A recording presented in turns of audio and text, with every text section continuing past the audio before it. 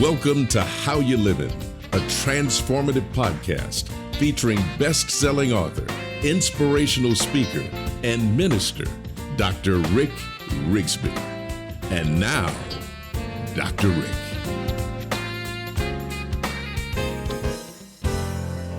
Hello, everyone. So glad you could join us today. I'm Dr. Rick with a very special guest. It's my dear friend, Dwight Edwards, a former tennis pro, a former pastor, these days, a motivational speaker in tremendous demand all over the world. He's a corporate coach. The guy is one of the greatest communicators that I've ever met in my life. And more personal to me, not only is he one of my dearest friends, he was my mentor. And he even preached the funeral of my wife. And a couple of years later, we all rejoiced together with Janet when he performed the wedding ceremony for my second wife, Janet. Dwight, brother, welcome, welcome, welcome. So good to be back, Rick. Love you, brother. I love you. Hey, Dwight, do you remember our radio show in College Station, Texas that we used to do that nobody listened to? Remember it well. May it rest in peace. Man, it was called Table Talk, and our wives didn't even listen. And Dwight told me off the air that we had 2 listeners that he knew of. Is that right? Exactly. Yeah, 2 nuns. Oh my gosh. Well, Dwight, hopefully we have more than 2 people listening. Yeah, exactly. Because we get to talk about both of our favorite topics, a topic that you've written about. Friends, Dwight has authored 6 books, a couple bestsellers, and he loves to talk about the traits of extraordinary people. And as Dwight talks about this, I know what many of you are thinking. I'm not extraordinary. I couldn't live an epic life. Oh, all evidence to the contrary. Before Dwight says anything, let me clearly delineate something. Epic is not defined as having wealth or defined as having fame. But epic is, what are you using? What are you using with the gifts you've been given, with the tools that you have? And are you making a difference every single day by exploiting those gifts, by exploiting those tools in such a way that you are literally being the best you can be, that you begin every day with this notion that I'm going to die empty. At some point, I'm going to completely exhaust myself. That's living an epic life to the point that you make an impact. And Dwight, my dad, and you knew my dad, was a simple man who functioned in relative obscurity, but yet he was the wisest person I ever met. And because he lived an epic life, he emptied himself into me and my brother, into everyone that knew him.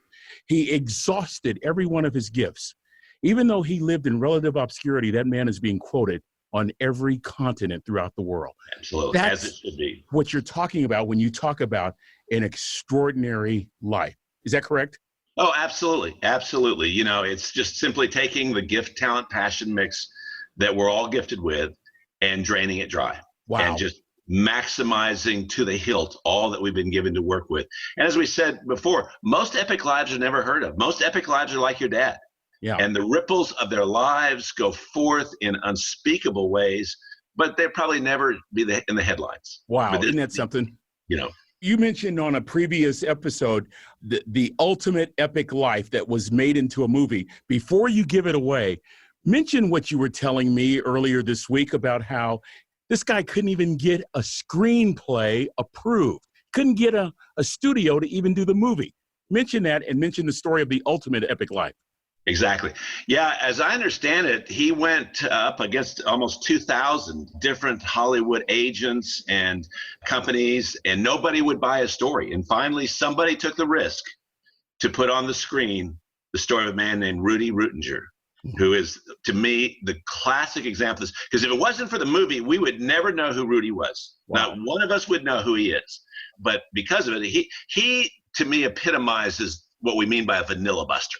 A vanilla buster is somebody who refuses to live an ordinary, mundane, no dare, no risk life, refuses to sit on the sideline in the bleachers in its safety and says, no, I was made for the playing field. Yes. I was made to take the risks. Come on, baby. You're firing Big Daddy up right now, Dwight. You know you are. I mean, get in the game. Take a risk. You know what I heard Denzel Washington say? He said, if you're going to fail, fail big. Yes, I love it. I think that this whole notion of being adverse to taking a risk holds a lot of people back. And I don't want to get ahead because I know that you're going to talk about that. But by the way, friends, if you don't have Vanilla Busters, great book. Make sure you get this book written by my friend Dwight. And from his writings, Dwight has come up with some very clear, salient characteristics of people who live extraordinary lives, people who challenge the vanilla in their lives, people who get on the battleship. Dwight, walk us through some of those characteristics. And as he does, friend, remember, you have everything already inside of you to be an extraordinary person who lives an epic life. It is not the domain of the rich or the famous. You have it in you. The issue is, will you choose to completely exhaust yourself of the gifts that God has given you? Dwight, walk us through those characteristics. Sure. Well, this book, Say No to Vanilla, really the genesis of it was, when Jim Collins wrote Good to Great, he takes 1,000 companies and says, this is what these 10 or 11 do better than anybody else. This is why they're great and not simply good. And I thought, let's do that with individual lives throughout history. And so for me, I don't think I've ever mentioned this before. When I was in 5th grade, we had a reading contest. And for some reason, I just became a voracious reader. And the only thing I read was biographies and autobiographies. Wow. I read 125 books. I buried the rest of the class. But it was a steady stream of people who'd lived extraordinary lives. And it did something to me. Wow. It absolutely did something to me because I realized at an early age, some people exist and some people live. Wow. Some people survive and some people attack. And if you only got one shot at this thing called life, why not go on the attack? Why not say no to vanilla? And so reading those books and then having the opportunity to interact with many extraordinary people, if you will, it seems to me that there's 5 characteristics of what I call a vanilla buster, a person who's willing to live an extraordinary life. Dwight, before you get to those 5, I got to tell the audience something. Dwight was a former professional tennis player. I want to ask you a question. Do you believe that reading, did you say 125 books? Yeah. In 5th grade, do you think that planted seeds that would eventually produce a man who played on the professional tennis level?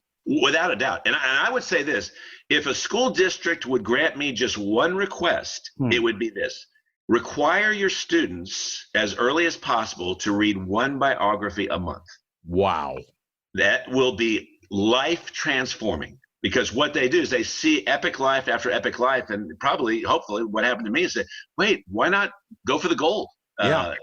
That had a profound effect on me. So I would say that the first one is passion. You can be good at something without being passionate, but you cannot be great. And what I mean by passion is this. I believe that God has placed within all of us something unique that nobody else can step in and be our understudy in life.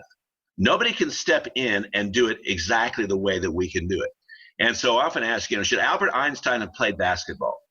Probably not. Should Michael Jordan have been an engineer? Probably not. They found what they were made to do. So it's not just trying to figure out something. It's landing on what's deepest within you, scary as that might be, and saying, you know what? This is what I was made to do. Alexander Solzhenitsyn at age 14 said, I knew I was born to write. I love this. So this, I think, is crucial, is that you find, as we mentioned, the song that you uniquely have to sing. Yeah. The illustration I like to use also is I have a friend who has a very old dog. And this dog is just a poor, pitiful creature. You go over to his house and he's just lying by the water bowl. But when my friend takes his shotgun out, he hears the shotgun cabinet opens and the dog hears the click of the shotgun. It changes it. His eyes get brighter, his ears go up, he starts moving around. And when my friend goes out, he takes him hunting. And while he's hunting, this dog who's riddled with arthritis, you'd never know there is any whatsoever. Full stretch the whole time, comes back home, the shotgun gets put away, and he returns to being the creature that he is most of the time. So the question is, what makes the difference? Yeah. Very simple. He's a hunting dog. Yeah. His parents didn't teach him to hunt. Yeah. He didn't go to school to learn how to hunt. Yeah. It's what he was made to do. Wow. And I often like to ask people, have you heard the click of the shotgun? That's so good, Dwight. We got to just stop right there. We have to unpack this a little bit more. Have you heard the click of the shotgun? That is profound. Every one of us has something that we are passionate about, right? Yes. And my concern is that people will equate passion in a shallow, superficial culture with loud. Some of the most passionate people I know are not loud. They're not what we would call charismatic. So let me just define passion from a Webster point of view. Yes. The denotative definition of passion is intense feelings about something or someone. Have you heard the click of the shotgun? Exactly. You know who I'm thinking about right now? Warren Buffett. And oh, absolutely. He learned with marbles in the bathtub. He was really good at numbers. And I love what he said one day. Somebody said, "What makes you different?" He said, "Nothing. I have the same information that you folks have, but I just love numbers. This gives me passion." And he comes up with these 2 rules for finance that literally blows Wall Street away. And it can only come from somebody with a passion and a calling to numbers because they're so simple. This is what he says. He says, "I have 2 rules. Rule number 1, never lose money. Rule number 2, never forget rule number 1." And the point that he's trying to make is exactly what you're saying. Yeah. He heard the click of the shotgun. Absolutely. Dwight, that really resonates, doesn't it? Absolutely. And this is what brings people alive. You know, there's too many walking dead out there.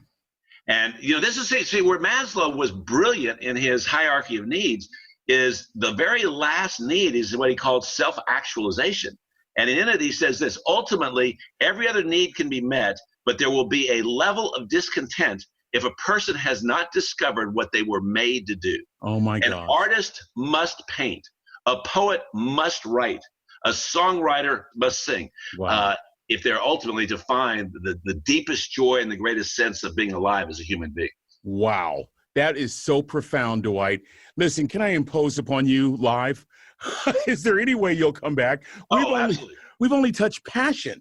We've only talked about passion. And it is one of the traits of extraordinary people, but we have so much more to talk about.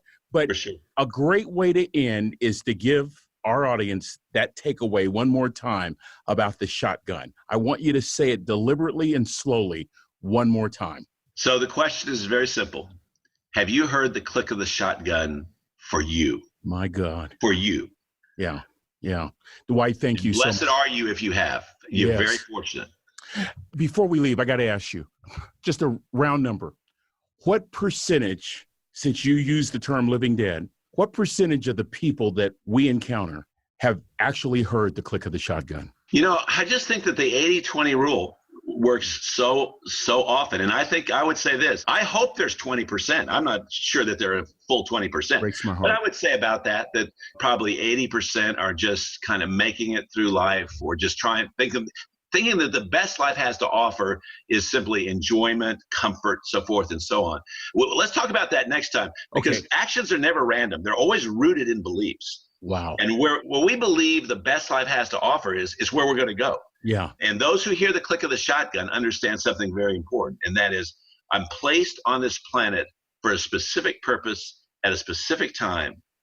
And my great calling is to land on what that is. And passion inevitably will be there. Friends, did you hear what he just said? Did you hear what he said earlier? Actions are never random. They're rooted in beliefs. Dwight, we could listen to you all day long. I know. Oh, I doubt that, but thanks. I know our viewers and listeners all throughout the world, they're getting a real encouraging challenge today. Have you heard the click of the shotgun? Thank you, Dwight. Yeah, and let me just say on that, go to my website and we have a free video of that very thing. So give us the vanillabusters.com, and we have some sample videos, and one of them is the click of the shotgun, so you can actually go and watch it. That is so awesome. Thank you, my brother. I love you much. Thanks. Love you, bro. And to all of you, thank you so much for joining us. This is Dr. Rick. Until we meet again, I'd like to ask you the most important question I can possibly ask. How you living? I'll see you soon. Are you ready to make an impact in your world right now? Do you want to stop existing and start living your best life right now? Dr. Rick wants to give you the first chapter of his best-selling book, Lessons from a Third Grade Dropout, absolutely free. Just go to www.rickrigsby.com/free gift to get the print or audiobook right now. This is thepodcastfactory.com.